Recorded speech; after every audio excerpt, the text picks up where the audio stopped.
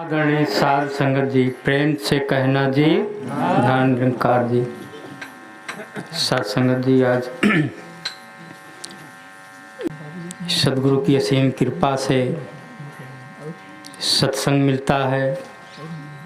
संतों महापुरुषों के दर्शन प्राप्त होते हैं, उनके चरण रज प्राप्त होते हैं, उनके विचारों को, उनके भावों को सुनने का, समझने का अवसर सद्गुरु की कृपा से मिलता है, जो कि ऐसे अनमोल वचनों को सुन करके वो अपने आचरण में ढालना ये महत्वपूर्ण होता है। साध संगत जी, सिर्फ सुन लेने से बात नहीं बनने वाली है, जब तक कि हम उसे अपने आचरण में, अपने व्यवहार में नहीं लाएंगे। साध संगत जी, हरदेव वाणी पद संख्या 60 में शहंशाह जी ने फरमाया कि राम रतन धन के बिना जगत में निर्धन है हर एक इंसान, और राम रतन धन जिसके पल्ले वो जन है सच्चा धनवान।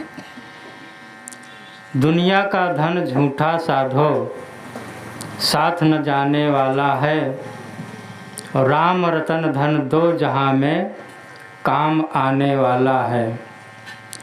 दुनिया का धन खर्च करो तो दिन दिन घटता जाता है, और राम रतन धन जितना बांटो उतना बढ़ता जाता है। नाम की दौलत इस जग को सदा दिया है संतों ने, कहे हरदेव की सौदा सच का सदा किया है संतों ने। बिल्कुल स्पष्ट कर दिया है सद्गुरु ने कि दुनियावी धन दौलत कितना भी हो जाए, अगर जिसने इस परमात्मा की लगता नहीं किया, ईश्वर को नहीं जाना, परमात्मा को नहीं जाना, वो मनुष्य इस संसार में दुनियावी धन दौलत होते हुए भी उसे कंगाल कहा गया है, निर्धन कहा गया है। क्योंकि साध संगत जी, असली दौलत यही है, प्रभु परमात्मा, जिसके लिए हमारा जीवन मिला हुआ है।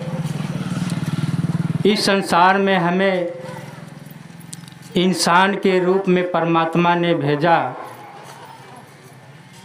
बाकी अन्य योनियाँ ईश्वर को नहीं समझ पाएगी, परमात्मा को नहीं जान पाएगा।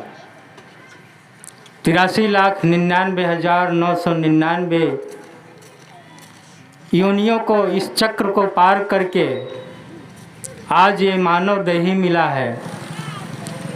तो इसीलिए मानव शरीर को बड़े ही भाग्यशाली कहा गया है कि बड़े भाग्य मानुष तन पावा, सुर दुर्लभ सदग्रंथ ही गावा, कि सभी योनियों से उत्तम ये मनुष्य योनि मिला है। इस मनुष्य योनि का उद्देश्य होता है साध संगत जी कि हमें ईश्वर की प्राप्ति करना है, ईश्वर को जान करके इसकी भक्ति इबादत करना है। आज संसार भटक रहा है, परमात्मा को पाने के लिए उसकी खोज कर रहा है, कहीं गुफाओं कंदराओं में जाकर के ढूंढ रहा है, मढ़ियों मसानों में जाकर के ढूंढ रहा है, तरह तरह की युक्ति कर रहा है ईश्वर को पाने के लिए, लेकिन फिर भी ईश्वर उसे प्राप्त नहीं हो पा रहा है। कारण यही है साध संगत जी कि उसने सद्गुरु को नहीं पाया, पूर्ण गुरु के शरण में नहीं गया, इसीलिए वह भटक रहा है मृगा की तरह। कस्तूरी मृग कुंडली बसे, मृग ढूंढे बन माहि, ऐसे घट घट राम है दुनिया देखे नाहि।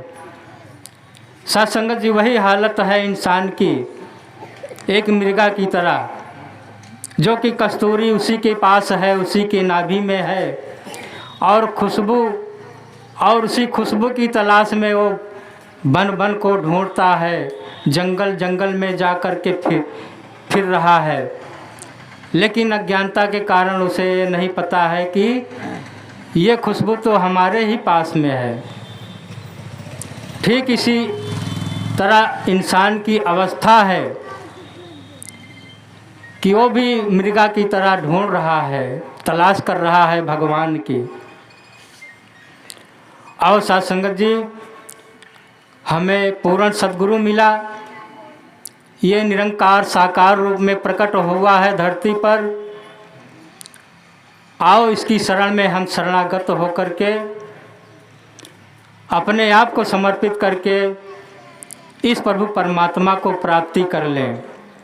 जब तक अपने आप को समर्पित नहीं कर पाएंगे तन से, मन से, धन से, तब तक ईश्वर की प्राप्ति नहीं हो सकती। सत्संगत जी, ये मन का भाव है। मन हमारा प्रदूषित है, काम, क्रोध, लोभ, मोह, अहंकार से भरा हुआ है। इसके लिए हम परमात्मा को नहीं पा रहे हैं, इससे दूर हैं।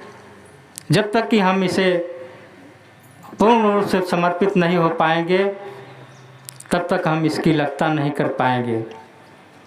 दास की आवाज़ जहाँ तक जा रही है, दास यही अरदास करेगा भाई बहनों के चरणों में कि आओ, समय का पैगंबर आया हुआ है, आओ इसकी लगता कर लें, इस परमात्मा को जान लें और अपना ये जीवन सफल बना लें जिसके लिए हमारा जीवन मिला हुआ है। तो दातार कृपा करे, बख्शीश करे कि दास यही चाहता है। दातार आपने जैसे ज्ञान की बख्शीश दिया है वैसे ही ज्ञान समाहित रहे, हर घट में प्रकट रहे और सभी भाई बहनों के घर परिवार में खुशियाँ देना, प्यार, नम्रता, सहनशीलता देना और दातार सबको तन से, मन से और धन से सुखी रहें, माला माल रहें। इसी तरह से सेवा, सत्संग, सुमरन करते हुए इस जीवन की यात्रा को तय करते चले जाएं। प्रेम से कहना जी, धन निरंकार।